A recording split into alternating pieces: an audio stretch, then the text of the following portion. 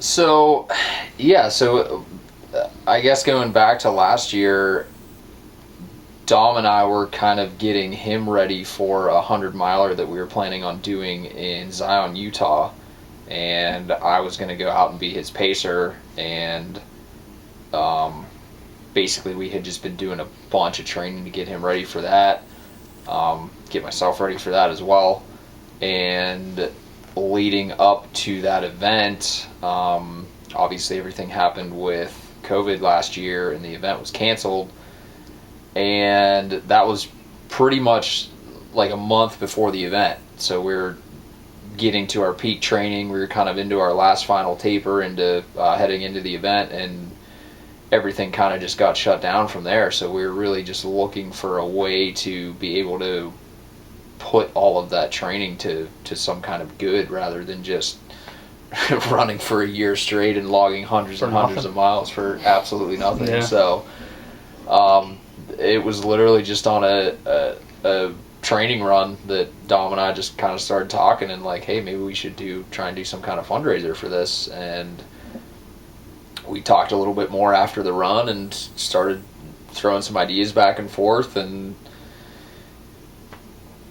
next thing you know, we had this concept of, hey, let's see if we can run for 2 days straight, because that's kind of, I mean, if the 100 miler, the cutoff times are what, 36 hours, Depending, yeah. So we were kind of thinking like that event was going to be upwards of the high 20s, low 30 hours anyways. Like let's set this bar at 48 hours and just make this a really unique, really interesting and challenging event, and see what we can do. So that's kind of how things came about last year. Tom, I don't know if you have anything to add to that. I think just from us beginning on that training run and talking about it, and I knew, and when we were trying to decide, who else should we tell? Should it just be us? And like how many more people can we get involved? And I knew Bray and Jesse were both both training for Pittsburgh's marathon last year, and it got canceled as well. So that was pretty much right around the same time. I mean, that was March. Everything started getting canceled for March, April, May. So those guys had been training, and then just kind of like pitch the idea to them, be like, yo, we're thinking about doing this really long endurance event, and they were both in on it, and that's kind of how all four of us pretty much got involved. Yeah, I remember them talking about it in the gym one day, and I was like you said, I was training for the Pittsburgh Marathon, and it got canceled, and I was like, yeah, I'll do it. I'm game. See how it goes.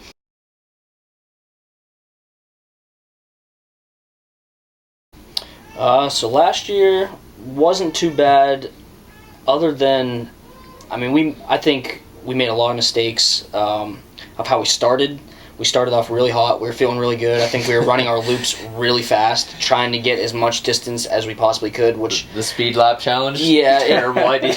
Pretty much goes against anything any ultramarathoner is going to tell you about a long distance run, is like you're not supposed to start fast, and that's exactly what we did. We were flying, having a great time, and towards the end of the race, it really kind of came back to bite us. I know for me, I was dealing with a lot of stomach issues because of that, not being able to fuel properly, getting behind in my fuel.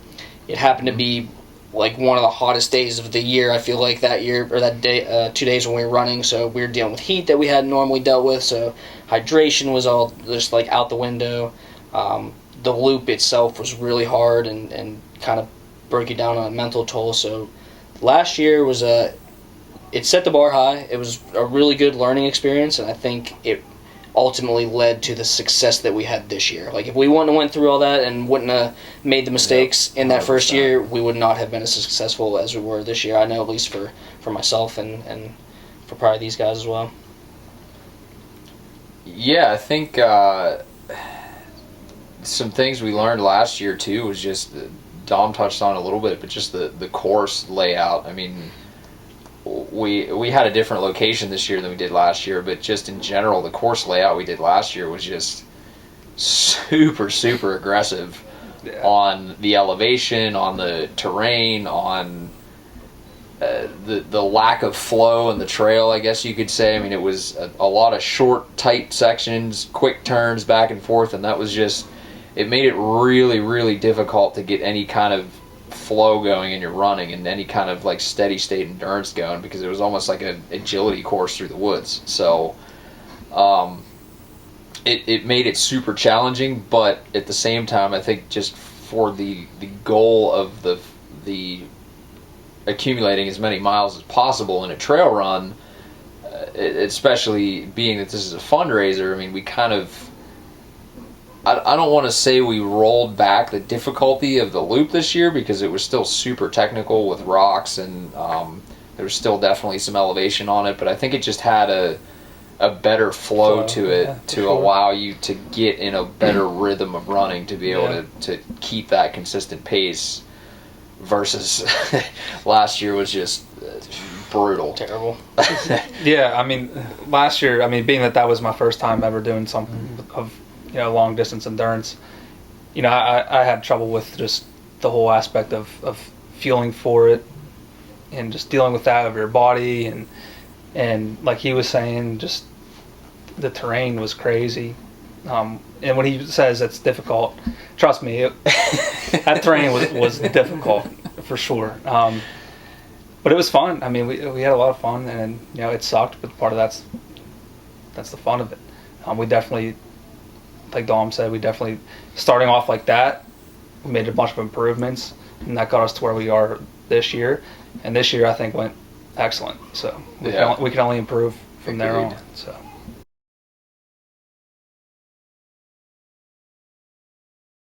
First off, I'll start with last year. It was a free-for-all, and I think that is why, part of the reason why we were so much more successful this year is just because we were so much more regimented this year. So last year, it was basically like we started out, first lap, everybody ran together, then like Dom and I doubled up on the second lap, then it was kind of, we cycled off back and forth between me and Dom and Jesse and Bray, and then it was like, once we got like 30 hours in, it was kind of just like, all right, who wants to run? Like, who's the least tired? Who's in the rotation? Like, just trying to keep someone always out there. But it kind of just, it got to the point where it was like, it was just really hard, because there was nothing forcing you to be that next person. So it was always like just real ambiguous last year on how, like, who to go, when to go.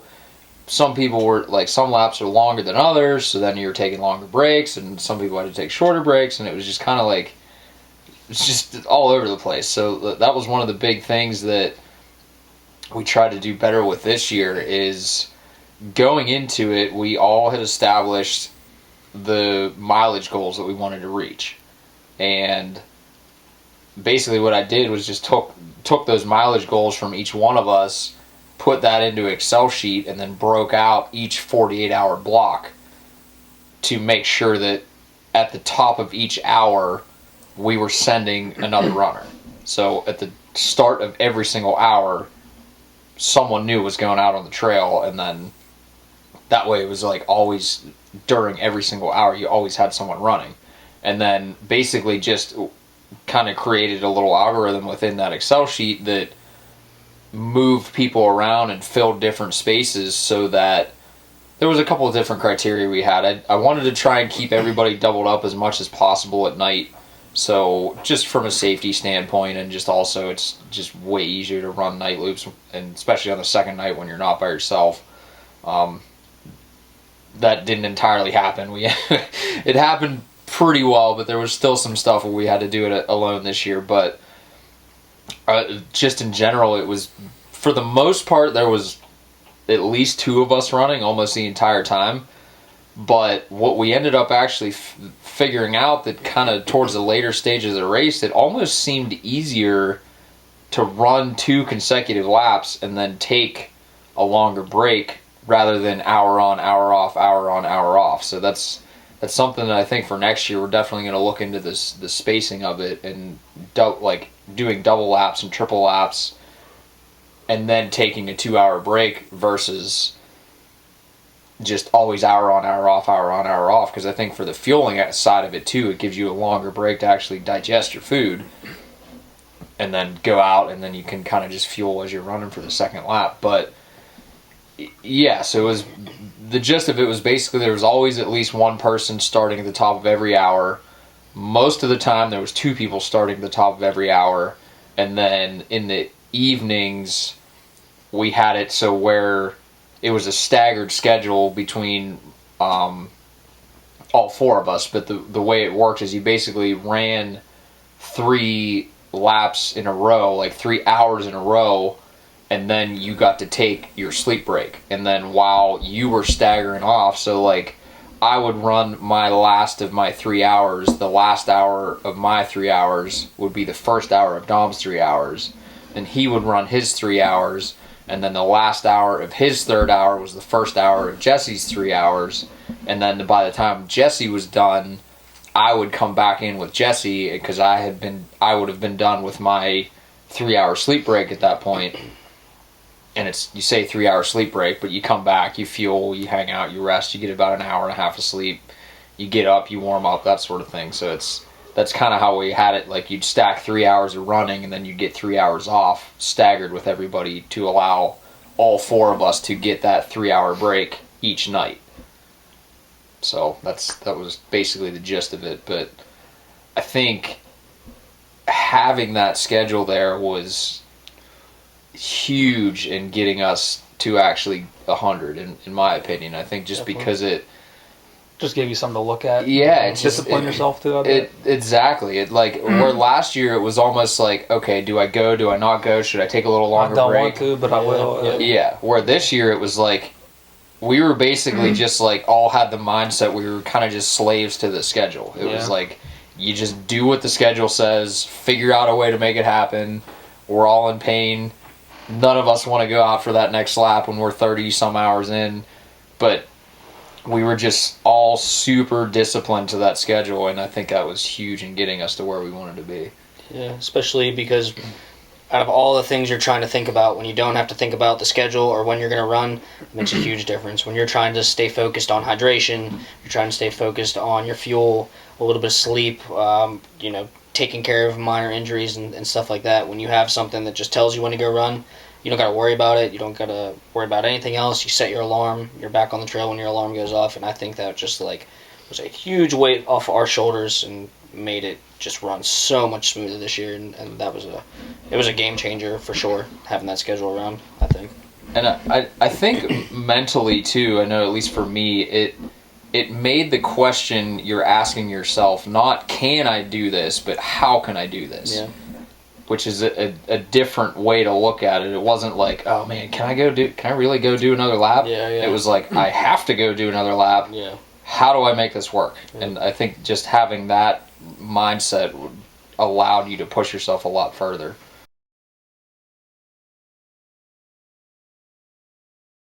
Running experiences, I've been running for probably 3 years now. I've done, I think, 3 marathons, 5 or 6 ultra marathons in there, and that's varied anywhere from 50K, and then my longest was up to 50 miles at a time. And then last year's Project 48, which I ran 64 miles. For myself, kind of been running on and off, I'd say, my entire life to some extent, but I really didn't get into any kind of long distance stuff. I was more just doing it for cross training, for other sports, and yeah, probably around the same time Dom did, about 3 years ago, we kind of started to go down this little ultra endurance path that we're on right now, and started with same thing, did some longer runs, did a marathon, did a 50K. Then we did Project 48 last year, was 72 miles, and then headed into this year. So Yeah, I've kind of always just ran to stay in shape for sports and stuff like that. I haven't ran any marathons or anything like that. I've done, several mud runs or tough mudders or whatever you want to call them. But prior to Project 48 last year, that was probably my first long distance endurance event, which I got 40 miles last year. And then going into this year, that's pretty much my only experience with long-term endurance.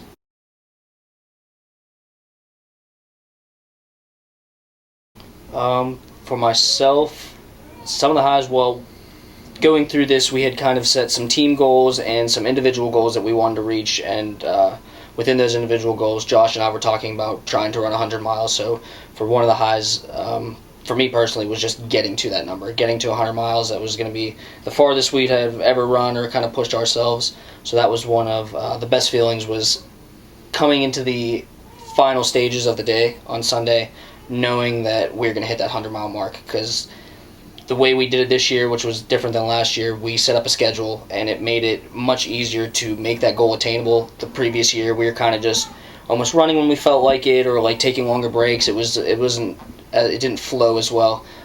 This year, sticking to a schedule just kept you on that pace the entire time. So as we were coming to that last day, knowing that, all right, this is all I have to do left to hit my goal, and it's easy from here. I've already done, this many miles throughout this weekend. All I have to do is put together a few more laps, and that's going to finish it off. And I think that was a really great feeling, even before we did our final loop, just knowing that the goal was right there, and all you had to do was just finish it out strong.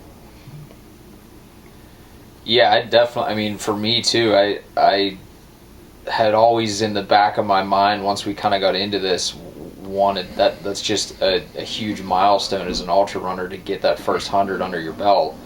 And yeah, to actually achieve it this year was just unbelievable. It's something that I mean, we thought we could do. We were pretty confident going in that it was achievable, as long as we just stuck to the plan and just kept knocking the laps out. But I think one of the highest highs that I had during the run prior to completing that was, there was kind of and they say that you need to go through your lowest lows to get to your highest highs, and I think going through the last probably around 36 hours or so coming into Sunday morning, those last night runs on Saturday night were just absolutely brutal, and it was a tough mental spot to be in, and there was definitely a lot of doubt kind of floating around my head as to whether or not we could actually pull this 100 off still. And kind of just after I did that first lap Sunday morning and watched the sun come up, and got a little bit, I mean, my stomach was having some stomach issues, and kind of got that under control and got some food back in me and got back on my feet a little bit. Just knowing in my head that it was kind of, you could see the light at the end of the tunnel, that this actually is, like, I can see a path from where I'm at now to get to this 100 miles, and that was definitely a cool feeling, to actually see a tangible way to get there, and felt real for the first time. So that was awesome. Yeah, I mean, so personally, I had set internally the goal of passing the miles that I hit last year, being that was my first endurance event. This would be my second endurance event. So I did that this year. I hit 52 miles. I did fall short of my goal that I wanted to hit was 60 miles, so I'm a little bummed out about that.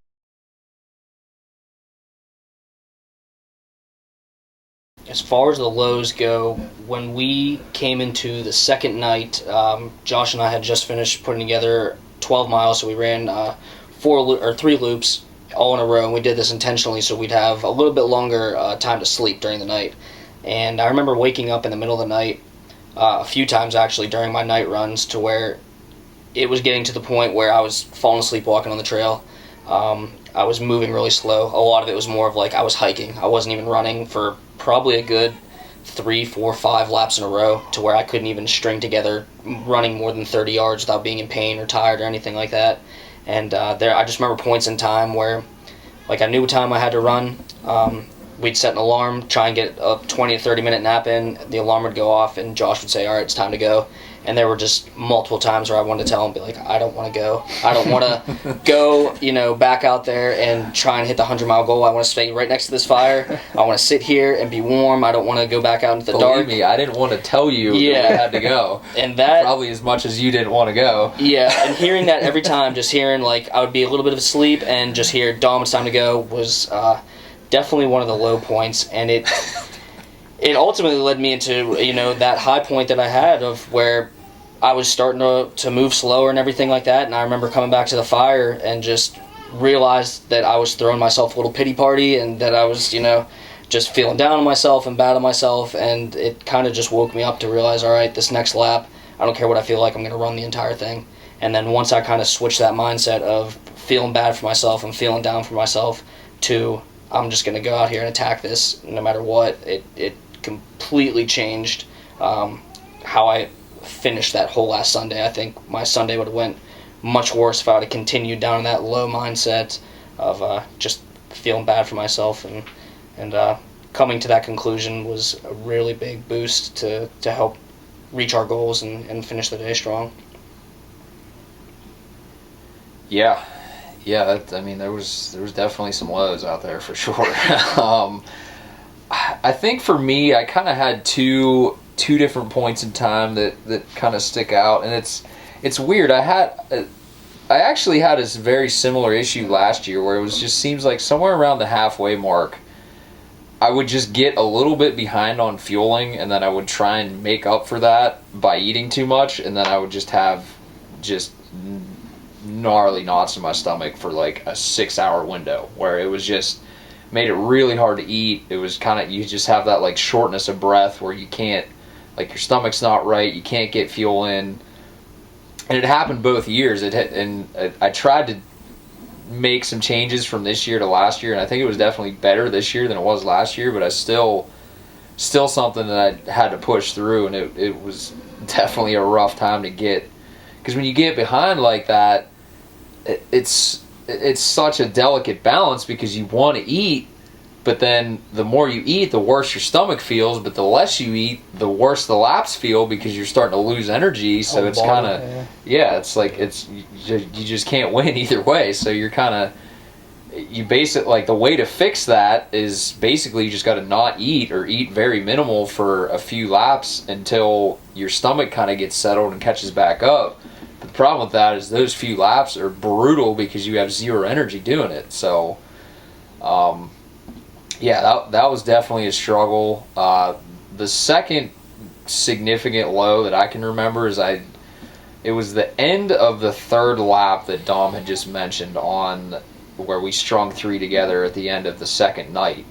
And I had sprained my ankle at the end of that lap. It was kind of, there was this creek bed that you kind of had to jump across, and just headlamp was dim, tired, poor foot placement. It was just all on me not being focused enough, and I stepped wrong, and it kind of just caught my ankle and just bent it like straight back and kinked it out.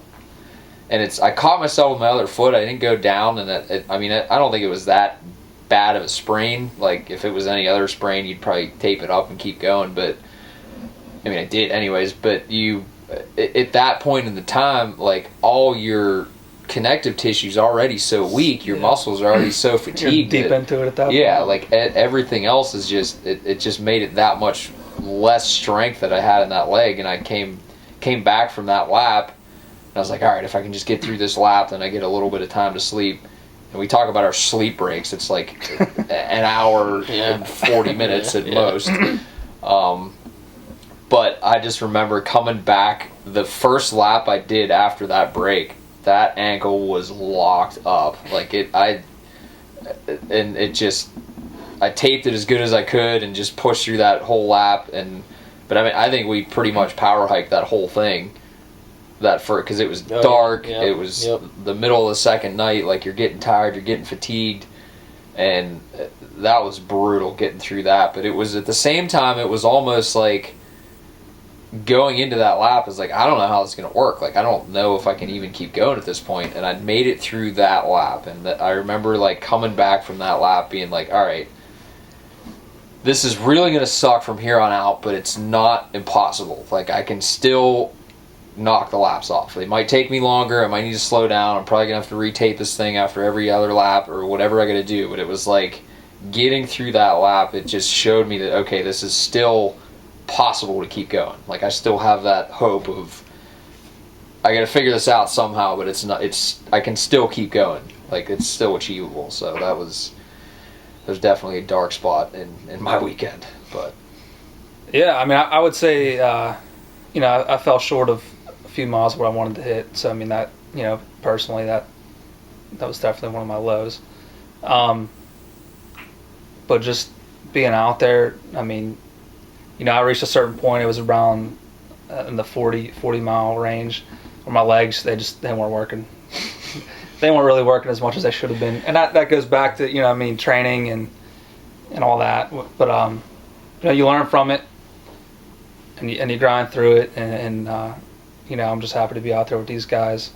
And, being out there in some of them dark times, and you're seeing eyeballs looking back at you, and through your headlamp reflecting, you're hearing stuff scurry around, and it's definitely rethinks what the hell are we doing? And you're in pain, you're tired, you're falling asleep, running, walking, hiking, but we learn from it, and that's why we do it, because it sucks. We do it for a good cause.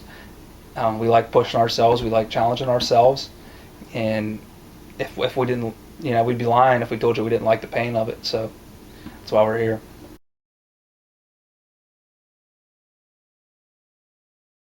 So I think mentally coming up into the beginning, I was really relaxed. I felt relaxed. I know we had talked about it before we even started. Most of us felt really relaxed, and I don't think we were in that mindset yet of what we're about to do. And it usually takes a few miles, but then your mind starts to kick in to, you understand what you're about to start doing. So I think once we got into that first night, mentally I was like, okay, now I'm ready. My body's ready. I feel warmed up. I have set the mindset of this is what I'm trying to accomplish. All throughout the first night was awesome. I felt like mentally was just having a lot of fun. You're running the night. Everybody's feeling good. No one's hurting yet. Like you said, you're seeing a bunch of eyeballs everywhere. Things are weird out in the woods. So that part was kind of cool and kind of scary at the same time. So mentally you're feeling awesome. Saturday during the day, we had a lot of support from family and friends, which was awesome too. So we're still feeling really good through Saturday. We get to see people, talk to people in between the loops. That made it real fun there as well. And then kind of going into Saturday night, things started to switch. As soon as we got back from our 12-mile loop that we strung together like that, I don't know, it was just like you hit a wall. It got dark. It was still kind of colder at night, so we were dealing with that a lot. But mentally, everything switched. Things started to hurt. You started to recognize things were starting to hurt, and that started to bring into the questions all right, my foot really hurts. Am I going to be able to continue at the pace that I'm continuing at? Am I going to be able to push through this? And then other things start to hurt, and you start to realize how tired you're getting, and that you're not keeping up with your sleep, and that starts to play with you a little bit. Like I said before, there were times where I was walking on the trail and I was falling asleep, and I had to keep reminding myself to keep my eyes open. I would walk 6 feet and stumble because I was falling asleep, and just have to keep telling myself, all right, stay awake for this next loop, and then you'll get a nice little nap in between. So once we hit that second night, I think, and that's where we talked about it in the middle of that night, is really where ultramarathoning gets real. You have the beginning, everybody's feeling good, everybody's having fun, and then once you start to get into the depths of the run, that's when everything gets real. That's when the pain starts to come, the maybe insecurities of can I do this or can I not do this? Am I going to quit? Am I going to keep going? And then pushing through that night into that next morning, starting to lay down some faster laps, that's when the mental side picked back up again. And for me at least, I knew it was all right, I know I can finish. I know there's not a single thing that's going to stop me from finishing. I know that I can work through the pain, I can work through how tired I am, it doesn't matter. Once that switch just kind of got that flicked, it was, from there I just knew I was going to reach my goal, nothing was going to stop me, and that was pretty much where I was at mentally all weekend. Yeah, I would agree. Coming in, for sure, we were all a lot more relaxed, and I think just having gone through it 1 year already, you kind of have an expectation in your head of what to expect just based on the year before. Last year, I mean, there was definitely a little bit more of uncertainty coming into it. What is this really going to be like, trying to run for 48 hours straight? And trying to be awake that long, and the lack of sleep, and the fueling, and there was just so many questions. But a lot of those questions we had answered after the first year, and we had changed a lot of things coming into the second year from the training, from the fueling, from our just logistical approach on how we had some different things set up. And so I think coming in, it was just a lot calmer entry point because we just had that much more experience from the year before. And pretty much like Dom said too, I mean, the whole first, I'd say even the whole first probably 12 to 14 hours, like everybody's just feeling good at that point. You're excited about the event. You go through, you start to get into the night runs. That's a really cool part of the event, and morale is, I mean, pretty solid all the way. And then through the second day, as we came into that second night and those two, so we did the 3, then we had our sleep break, then we did those next 2, and those next 2 were 100% the hardest laps, at least for me, for the whole entire 48. And it might sound ridiculous, but honestly, there was points in those laps where the only way that mentally I could just clear my head and just focus forward is I was literally counting steps of 1, 2, 3, 4, 1, 2, 3, 4, and I counted to 4 for an hour straight for every one of those laps, like 2 hours of counting from 1 to 4. And for whatever reason in my head, it just kind of like, it took my mind off the pain in my ankle. It took my mind off of my stomach. It was just like, all you got to do, you're on 1, and like every step was just synced up with a number. So it's like, all right, next step is 3, next step is 4. Now we're back to 1. Like, and it kind of kept me on a pace too. Like when I was doing some of those laps where I was just rocking by myself, if I didn't have that pace going in my head, I'd feel myself falling off and my steps would get slower, and I was like, oh man, this hill, like just, but I just had that in my head, like 1, 2, 3, 4, 1, 2, and it just kept me on that metronome pace for those 2 laps. Like that's it sounds ridiculous. It sounds ridiculous saying it, but like that is literally what got me through those 2 laps. It's just that metronome in my head of like, the only way that this isn't going to happen if you give up on the fact that this can happen. Yeah. It's like, all right, so now that I've accepted it, I'm not going to stop. How do I keep going? 1, 2, 3, 4, 1. 2. I might use that next year. It's wild, man. I kind of forgot about it, honestly, until we started talking about it now. I was like, man, I counted from 1 to 4 just every single step through pretty much every one of those laps. Autopilot. It was just like, it just, whatever mental state that was, I literally just stopped thinking. Like, there wasn't a cognitive thought in my mind for those 2 hours other than just counting from 1 to 4 over and over and over and over again. Yeah. I mean, I definitely, going into it mentally, I felt, I don't know, I was relaxed. It's much more relaxed than last year. I think that goes with Josh saying, we had already done it once, so you have an expectation. You know it's going to suck going in. You know it's going to be fun. You know there's going to be highs and lows. Mentally being out there, like I did a lot of laps at night by myself, so mentally out there, you're like, do you really want to go out there, run by yourself through the night? So that was definitely a crazy feeling. You know what I mean?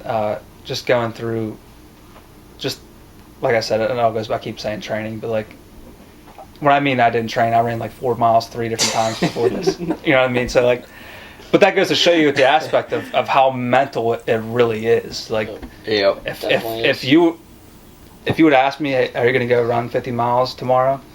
I would probably say no, you're crazy. But like, being with these guys and in this atmosphere and just pushing yourself through that, it just goes to show you how much more mental of a battle it is than actual physical. And I am, like I said, I didn't hit 60. I'm proud of myself again, 52. That's the farthest I ever ran doing anything in my life. So, I mean, all we can do is just build from that to next year.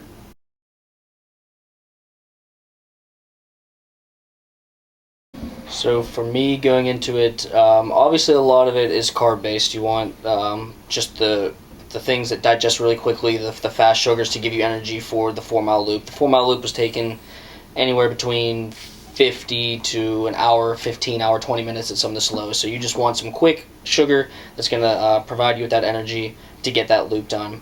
but you also want to bring in a lot of the fats and proteins and things that are going to fuel you for the entire day. So I was looking at it both in a by the loop standpoint. So there were times where I was just grabbing handfuls of gummy worms. Gummy worms were big for me. I would grab a handful of gummy worms, throw some of those down, and then follow that up with a lot of like peanut butter. So when I was doing, when I had quicker breaks, it was nothing but carbs. Lots of gummy worms. We had lots of fruit, watermelon, bananas, to prevent like any kind of cramping or anything like that. Apples, just those kind of quick sugars. And then on my longer breaks, I was trying to get more of larger style meals in. So lots of peanut butter, bagels, sandwiches.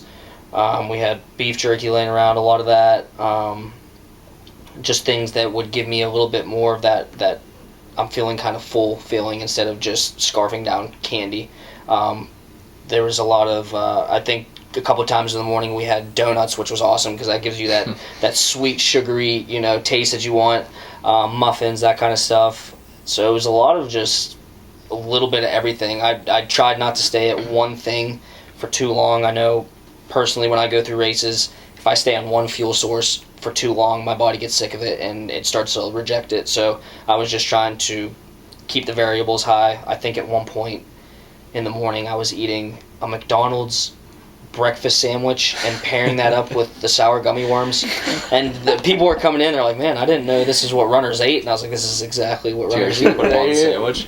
No, I just had I had one handful of gummy worms, one sandwich, and just going back and forth, and it just yeah. So for me, it was just sausage gummy worm McGriddle. Yeah, keeping the variability high made a huge difference because I know previous year and in previous races that I've done, I've had some stomach issues when relying on just one fuel source, and this year I didn't feel like I had any stomach issues. So I think just being able to change up my food constantly, having just a wide array of different kind of fats, proteins, and carbs made a huge difference and really kept me feeling pretty fueled the entire time. I don't think there was too many times where I felt like I was getting behind the curve or anything like that, and that was a really big part of the success through the whole weekend.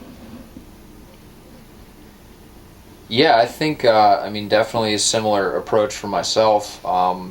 Something that I talked a little bit about on the CSN 3M podcast when we were talking about fueling is prior to the event, and I do this for some of the other motocross and some of the other things that I do as well, but I've definitely taken a dive into the kind of improving my own metabolic flexibility over the past couple of years, and what I mean by that is basically just not relying solely on carbohydrate as my only fuel source for when I'm doing long endurance events. And the way that I've gone about that is just become a lot more fat adapted athlete as far as doing a lot of my longer runs fasted, or doing a lot of my weeks where I'd have high volume weeks but I'd do real low carb, and combine that to almost force my body to be able to not only just burn carbohydrate but also get really efficient in burning fat as well.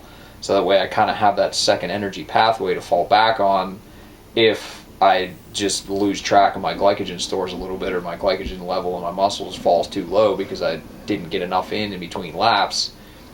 You have that stored body fat to fall back on. So I've been dialing that in over the past couple years. I think it worked a lot better for me this year. I did still have a little bit of stomach issues like I talked about before, kind of in the middle, that I was struggling with for a couple hours there, but it was a lot less than it was last year, and I think I have that a lot more dialed in this year. One of the downsides of that, and I definitely want to look into this more for next year, is when you follow that low carbohydrate diet and to build that metabolic flexibility and that fat adapted ability to burn fat within your mitochondria, one of the downsides that I think is kind of biting me over these past couple of years is that to do that I eat very clean.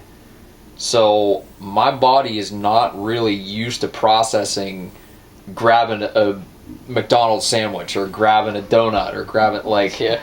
I don't really eat like that in my training, and I think that's what is a lot of, now that I've kind of had some time to reflect on this, I think it's what's coming back to bite me in these runs is when you're 30 hours in, you're housing down anything in arm's reach because you're just trying to get the calories in and your body burns it instantly. But if my body's so used to having such cleaner fuel that I think I might try next year, like just not, I mean, I'm not going to go on a Big Mac rampage like a month before the event, but I think, yeah, but just try and mix in more of a variety of food from all different spectrums leading up to the event, just to get my stomach used to being able to process that type of food better, because I think I almost might have went too far on the other side of the spectrum a little bit over the past couple of years. So that's something that I definitely want to look into, and I think you can always be better and always dial in more, but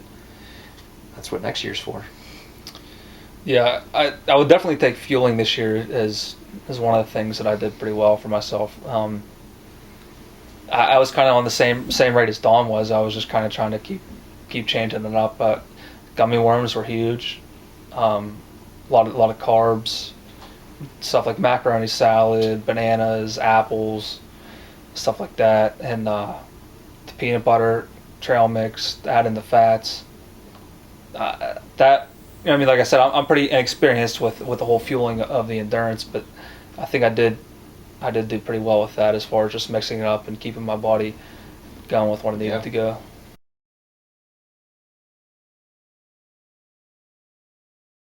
All right. I think a couple of the funny moments, and like a couple more overlap with deep into the first night, it got really cold, and my watch was dead, and I was dealing with Josh's watch, and Josh's watch is kind of like rigged together because it seems like it's fallen apart over the years. It's seen some things in its day. Yeah, and it's got like a little ring that you kind of hook up your keys to that holds it together. Well, I had taken it off, and me and Jesse were just about to go in this night run. I had just woken him up from his 3-hour break nap, so he comes out. He's freezing cold. He's barely awake, and I'm trying to get him to hook this key ring back on for me. And I'm like, you just gotta hook the key ring. He's like, couldn't comprehend what I was trying to get him to do. I was like, haven't you ever hooked keys on like a key ring? He's like, no. And he's like, trying to figure this out. His hands are shaking. He's like, I can't do it because my hands are shaking. He dropped it like 6 times. So me and him are just sitting there just like dying laughing at how absurd it is that we can't hook up this watch. And I think that was one of the funnier moments that I had. And then a second really fun, I think this was still one of the funniest moments, is me and Josh were just about to walk onto the trail.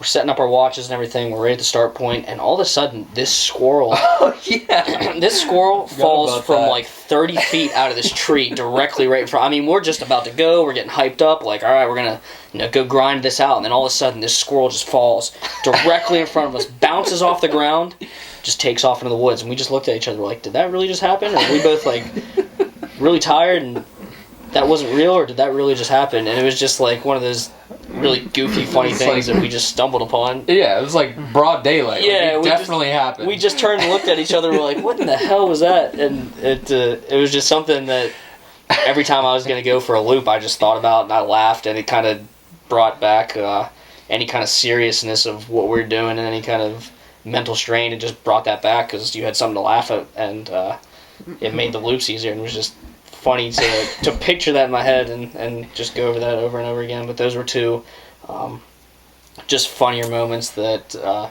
made the whole weekend just really fun. So I think for me, one of the most entertaining things, and I'll let you expand upon this, Bray, but so there was this bear. Yep. It was going to be mine too. Sitting on this pole, and I'll just let you tell it, because the funny part is, like, we all saw this bear like first lap or second lap. Like, everyone's fresh, it's daylight. Okay, that's kind of weird. Let's keep moving. But Bray had a little different experience with this bear. Yeah, so like he said, we've been running for a few hours now. They have already seen it daylight. I was running by myself at night, and I'm just I'm strolling through. I'm feeling pretty good. I'm running. And the next thing you know, they're in the middle of the woods, pitch black. Like I said, you're seeing eyeballs looking at you. You're hearing stuff scurry around. And there's just this mangled, white, like burnt teddy bears just sitting out in the middle of the woods, and no, for no reason whatsoever.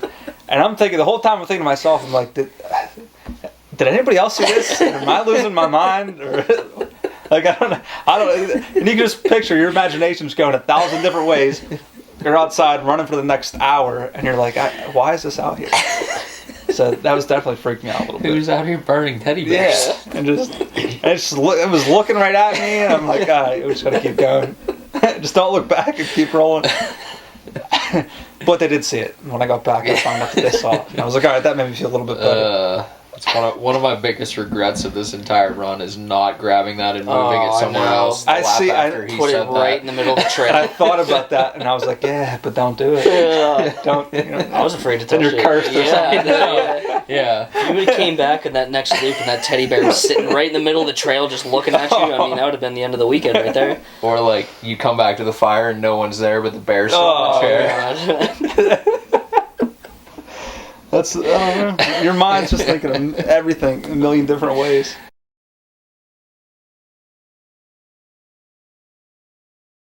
So our setup for camp, we had it was basically a little propane fire pit, pretty much. That was one serving for cooking us some food, and two was just bringing us warmth because that fire was very, very necessary. But it was kind of like we were just throwing scraps together to cook things. Like we had a little pan, and at one point I just really wanted some bagels, and the only way to do it was just to put this pan right on the fire and put the bagels pretty much right on the pan. So it was just really out there looking the way we were kind of cooking things and making coffee because we didn't have a lot.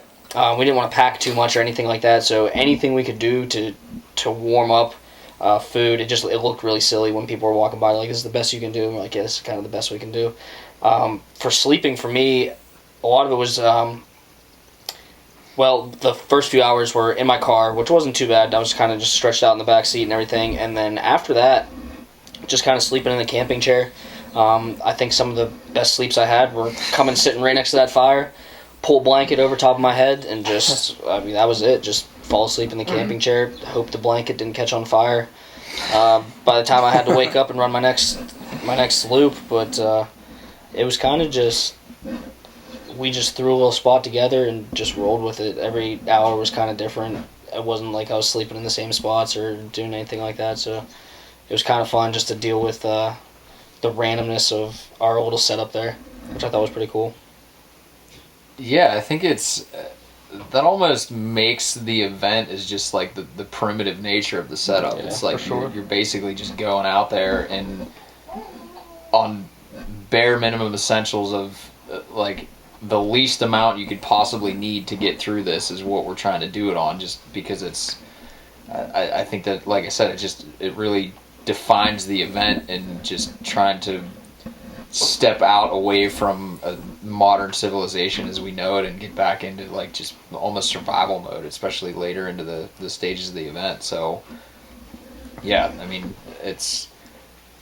you're never sleeping in the same spot. You're not really sleeping much anyways, and like sometimes you're laying on the ground. We had a carpet set up there that was kind of beside my van under the tent there, so sometimes you lay on the carpet for 20 minutes. Sometimes you're in a chair beside the fire ring for a little bit.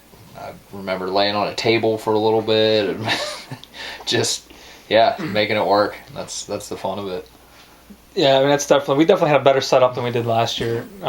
Yeah, for sure. Just working around it, and like you said, it's primitive, so that's kind of the draw to do it. We all enjoy that aspect. It also wouldn't have got done without our friends and family helping us out along the way, because I know no chance. Knowing these dudes and myself and Jesse, we would have walked out there with like a pair of shoes and a couple towels and like just said, okay, we're good, and then lasted 12 hours. So we definitely built upon it from last year. We got the setup, and just grabbing the fire was extraordinarily huge. Yeah. I mean, if we didn't have that, I don't know how long we would have made it. But yes, without the help from everybody else, like I said, we wouldn't have been able to do it. So yeah, definitely.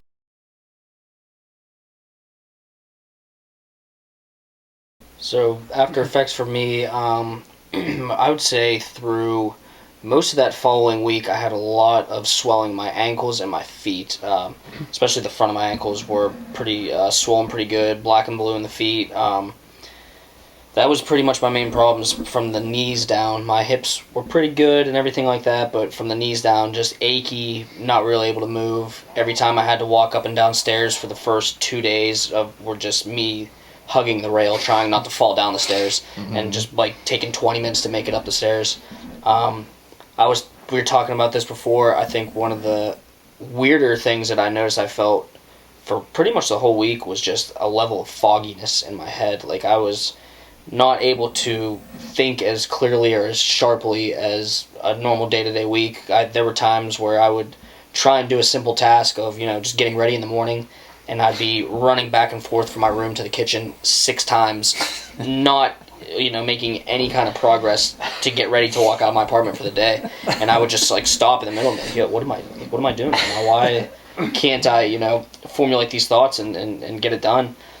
And so that was really different. And that wasn't something I ever noticed from any previous runs I've ever done. I've never had that just cognitively feeling real foggy and real weird about it. This year was a lot different. It lasted throughout the week. Even when I tried to do different tasks, different physical tasks, lifting, things like that, it just couldn't seem like I could put 2 and 2 together to actually get things done. That since has gone away. It pretty much just lasted the week, but that was something that, looking back on, was really interesting and just nothing I ever really felt before.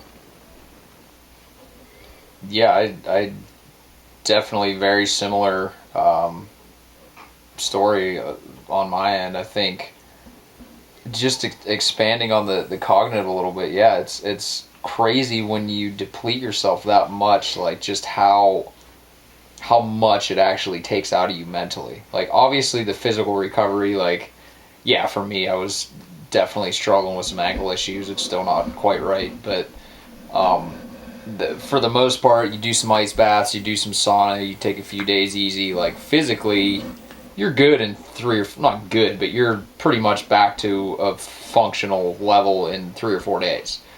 But mentally, like, I think that's where the real struggle is for the recovery. It's just you are asking so much out of your mind and out of your CNS for 48 hours straight. Like, it's just not something that your body's any kind of accustomed to having to deal with on a daily basis. So I think just being so far depleted mentally, like it's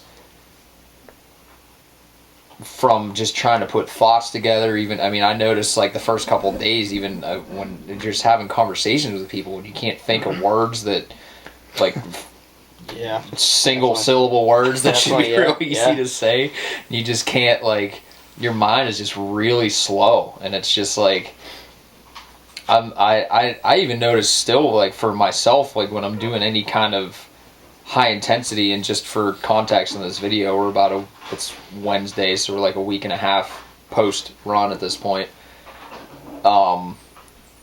I still notice any kind of like high intensity effort where my heart rate's up real high, and for me, especially for motocross, like I don't have, I mean, when you do something like that, or jiu-jitsu for you guys, or like when you build that elite level flow state skill set where you don't really have to think, the actions just come. They're not coming yet. No, like it's getting better, but it's like, I mean, I almost feel like I'm everything's happening in fast forward, and my mind is telling my body to move in slow motion. And it's kind of like, I'm assuming that's just kind of the recovery process, like we were talking about before. It's almost feels like recovering from a concussion to some regard. Like, I mean, I've dealt with that a good bit in the past as well, and it's like it's a similar kind of recovery. I think it's just so taxing on you mentally that it kind of takes a while for all that to catch back up, but we're getting there. Yeah. I put that sentence together. Very good. Yeah, it was. I mean, I was exhausted. I mean, I still, like they're saying, I'm still, I don't know, I'm not fully aware. Like, I don't know, just mentally not there. Like I'd be like, you are, but you're not. You know what I mean? Like, Yep. I don't know. It's a weird way to describe it, and you can't really describe it until you feel it. But other than that, my feet were also just jacked up afterwards. Like getting out of bed today, even like my first step out of bed, it's like felt like my foot was asleep. Like it just always feels like that. It takes a minute to like warm up and say, okay, like we're walking, we're good. Like I don't know. It's definitely just a weird, but yeah, like I mean, I find myself too, just normal everyday stuff. You're like, just things that come naturally to you that you do repeatedly over and over that should just come like that or react like that. And you're just a little bit slower to doing it. It's crazy.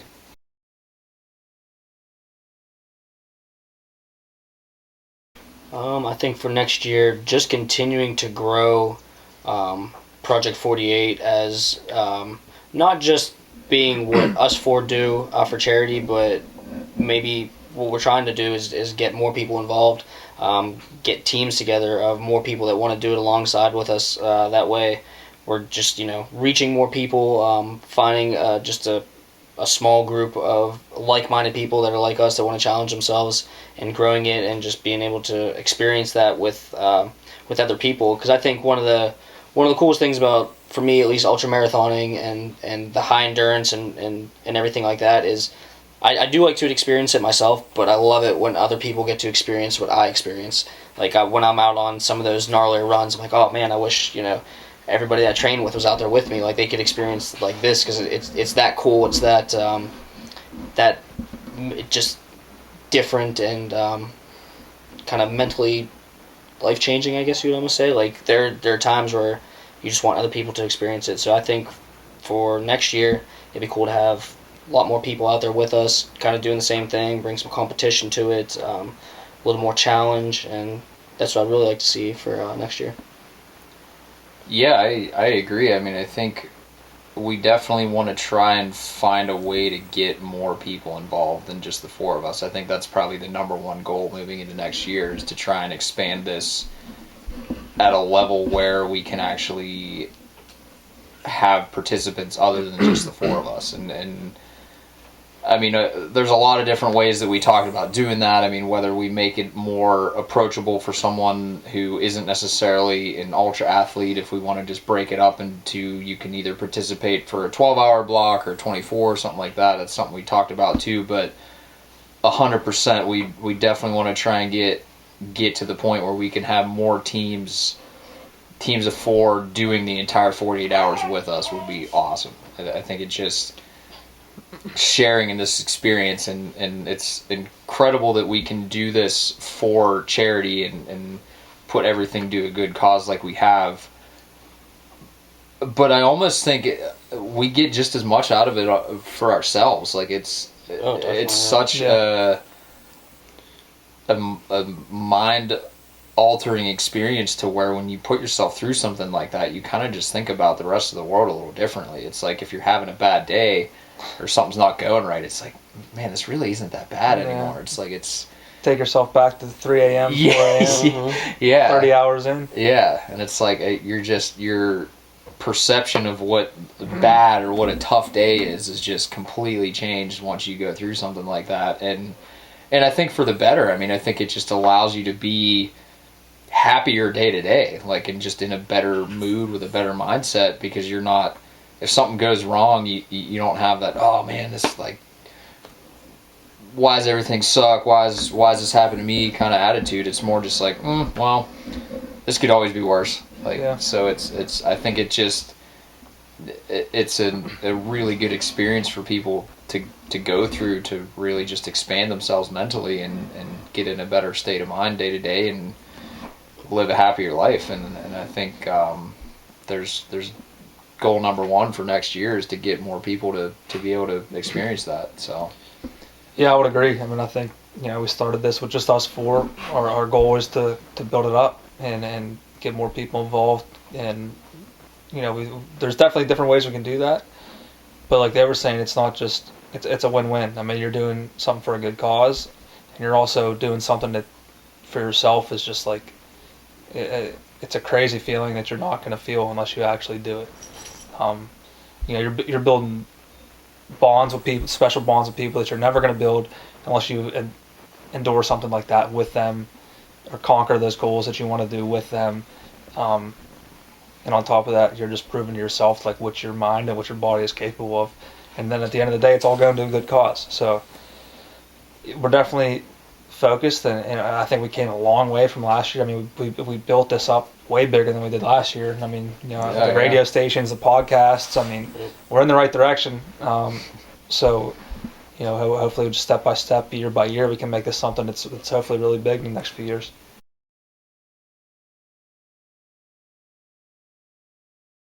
Yeah. Got our special little assistant here to help us out with our raffle drawing for our grand prize winner.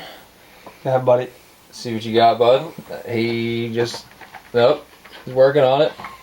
Come on. Pick it. Oh, grab it. Come on. Come on. Come on, buddy. Oh, yeah. Come on. There we Got something? Oh, Yeah. This might not work. Grab it. There you go. Close it. Come on. I feel like I'm playing the claw game. Me too. You're gonna hit the Come on. Open it. Oh. Grab something. Nothing. Come on, buddy. Oh. You got one. He wants to so bad. I can see it. Close your hand. Close your hand. Oh. Oh. Come on, there it is. Oh. That's some, oh. Is it? Yeah. Oh. There it is. Dalton Moore. Really? There you go. Dalton Moore. It's our winner for the Mario. Dalton Moore, congratulations. Nice. Mario Lemieux jersey signed.